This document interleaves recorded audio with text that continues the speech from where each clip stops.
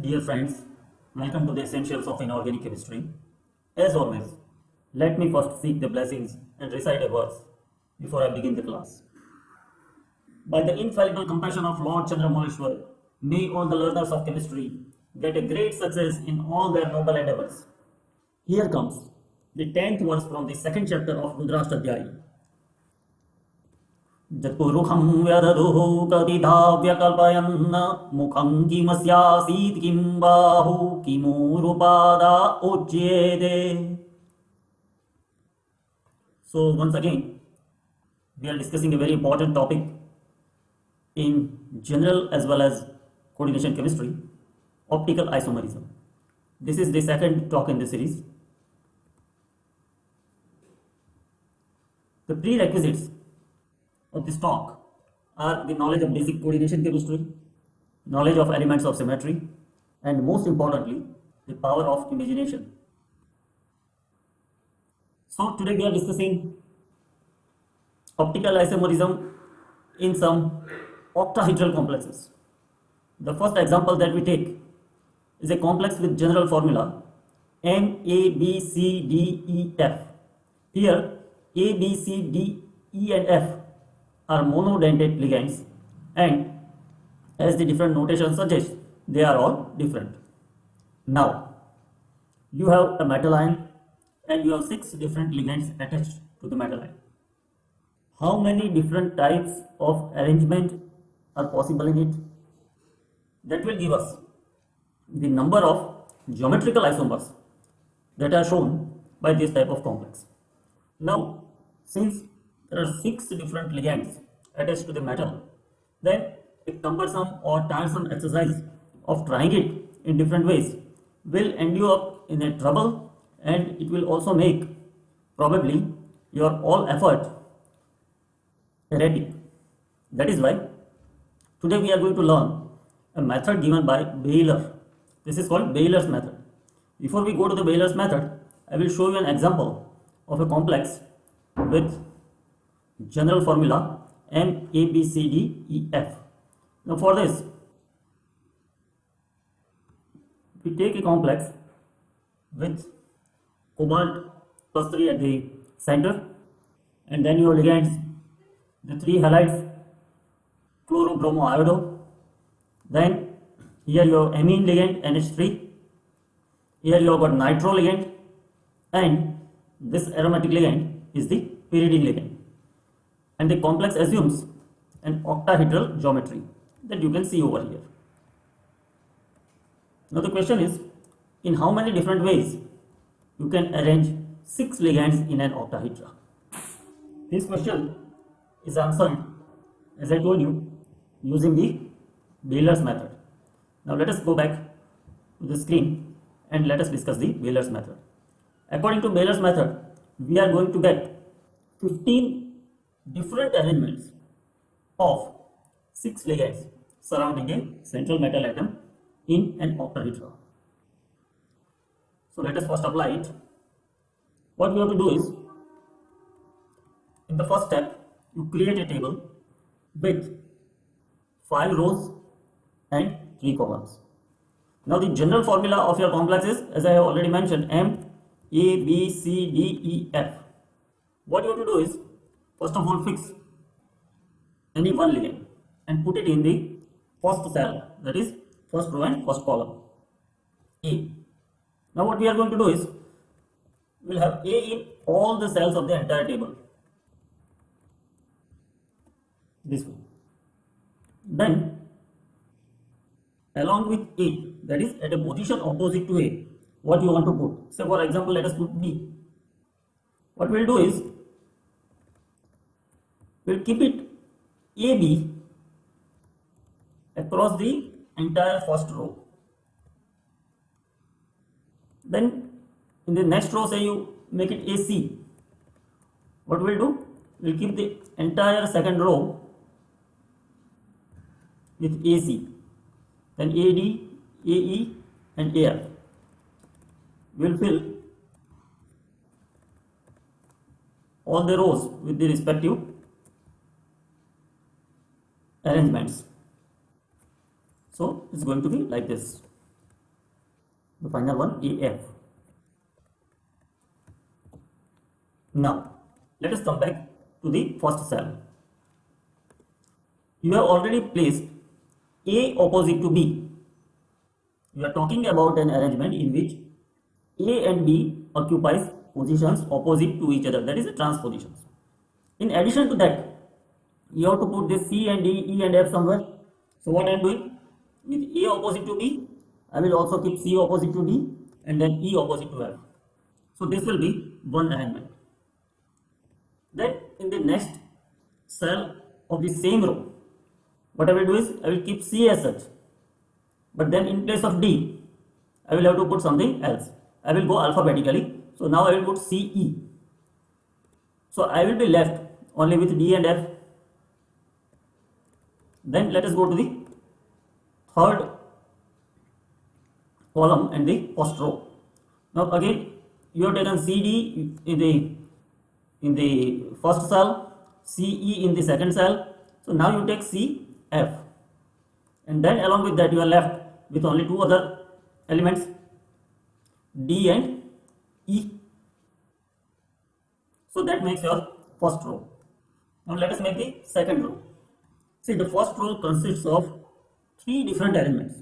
In the second row again we will create three more elements, and that way in 5 rows we will be able to make 15 different elements.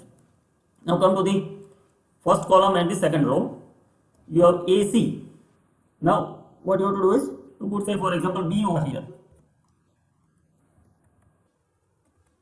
Perhaps I will have to increase the font size so that it becomes better visible. Let me do it like this. So this is perhaps visible to all of you. You have AB, and now everywhere you are going to keep B only, that we have already discussed. But along with B, what you want to put? Say for example D. And then what you will do here? You will put D and E.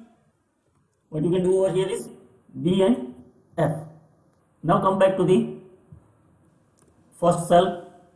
You have AC, BD, and you are left only with EF. So that will be one more arrangement. Then in the next cell you have ACBE. So you have D and F. And then in the last cell you have ACBF. Therefore you are left with D and E. So again in the second row you have created three more arrangements. This arrangement, say for example, first one I will explain again. A is occupying a position opposite to C. In the same way B and D are placed opposite to each other. E and F are similarly placed opposite to each other. So this way these 6 arrangements I have already shown. Now instead of taking lot of time, what we will do is I will show you a ready-made table in which I have made all the 15 arrangements. Just take a look at this. You have all the 15 arrangements of M, A, B, C, D, E, F over here. I have shown the variations using the first 2 cases. So remaining 9 you can easily derive. So 15 arrangements are possible. Irrespective of the type of formula, you can use the BAILER'S method, and you can calculate the number of geometrical isomers that are possible for a particular formula. Now once again let us see, go to the main PowerPoint slide and let us see the structure of the complex which represents your M, A, B, C, D, E, F kind of complex. Here we are mainly interested in finding out the optical isomers. You have 15 possible arrangements for M, A, B, C, D, E, F. The question is, how many of them are optically active? So if you find that all the 15 of them are optically active, then you will get 15 more isomers which are the, say, optical isomers or the enantiomers. Now how do we identify whether a particular compound is going to be optically active or not? I have already explained you several times, but I will do it again. Just look for plane of symmetry. If you can find out any plane in this molecule on both the sides of which the molecule is symmetrical, then you will be able to say that the mirror image of this molecule will be superimposable on itself, and therefore it will be optically inactive. The chiral molecules, that is the asymmetric molecules, that is the molecules in which the center is connected to all different ligands, can never have a plane of symmetry. So this is a very simple case. You have all 6 different ligands attached to the central atom, and therefore this molecule can never have a plane of symmetry, and therefore the mirror image of this molecule is always going to remain non-superimposable on itself, and therefore all the 15 arrangements, as I have already shown you using the BAILER'S method, will give 15 geometrical isomers, and each of these 15 geometrical isomers in the case of MABCDEF are going to be optically active. So in all, if a question is asked to you, how many isomers are possible, how many isomers, not geometrical isomers, how many isomers are possible in an octahedral complex with general formula MABCDEF, then your answer will be 30. If you are asked how many geometrical isomers are possible, then your answer will be 15, that I have already shown you using the BAILER'S method. Now let us go back to the main slide, and then we'll take yet another case. The another case could be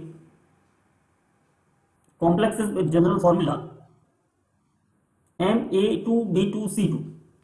Now you have 3 different monodentate ligands, and each of them are 2 in number. So the basic and the first question is, how many geometrical isomers are possible? And after answering that question, we will have to answer yet another question, that how many of them are optically active. So in order to do that, let us again go to your BAILER'S method. We will be having the same table, and what we will do this time is we will take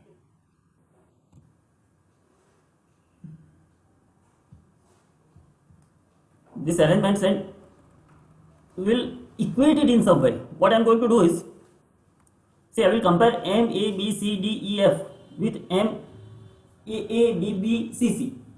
Instead of calling it Ma2b2c2, I will call it MAABBCC.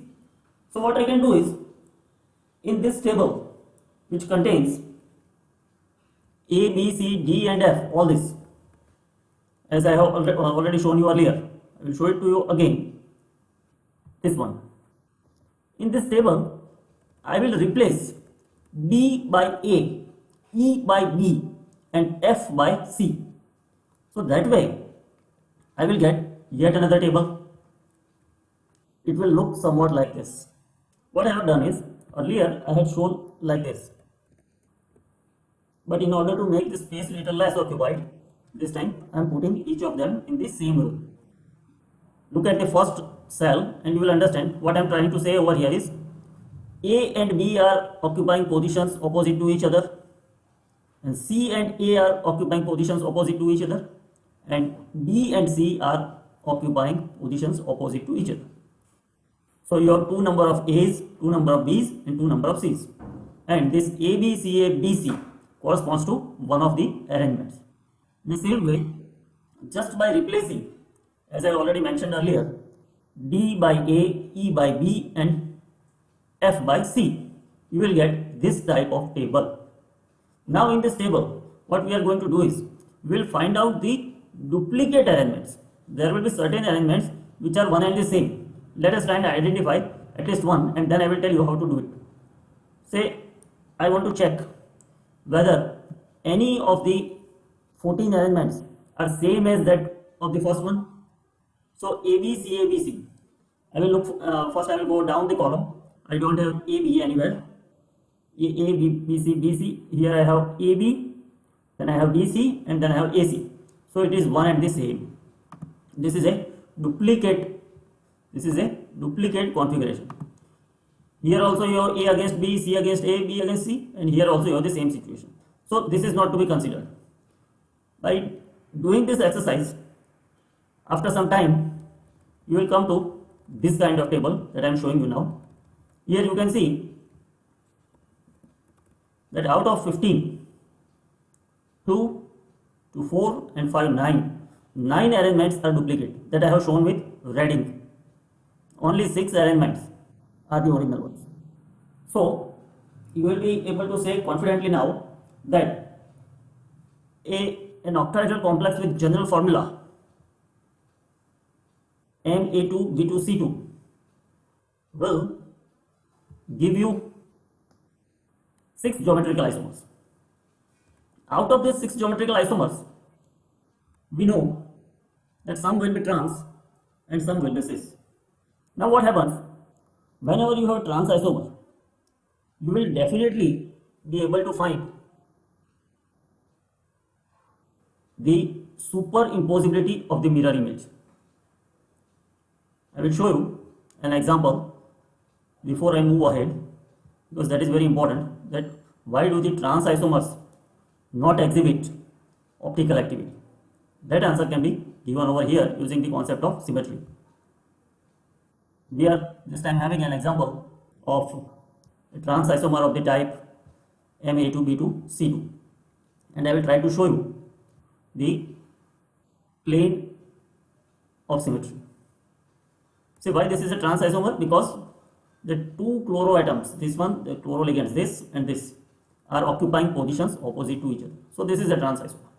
Now whenever you have that kind of situation, you can easily identify a plane. See, this is the plane, this. On both the sides of this plane, you will see that you have two chloroligands. It is symmetrical, and therefore that is called the plane of symmetry. So if you observe a plane of symmetry in a molecule, always you will see that the mirror image will be superimposable, and therefore this molecule will not be optically active. Only the cis isomer of this type of molecule can be optically active.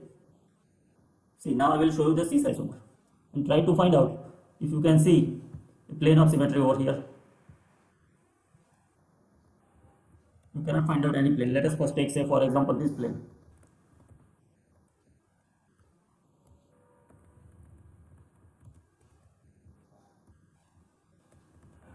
Say the same plane if you are trying to do this N, Cl, N and that.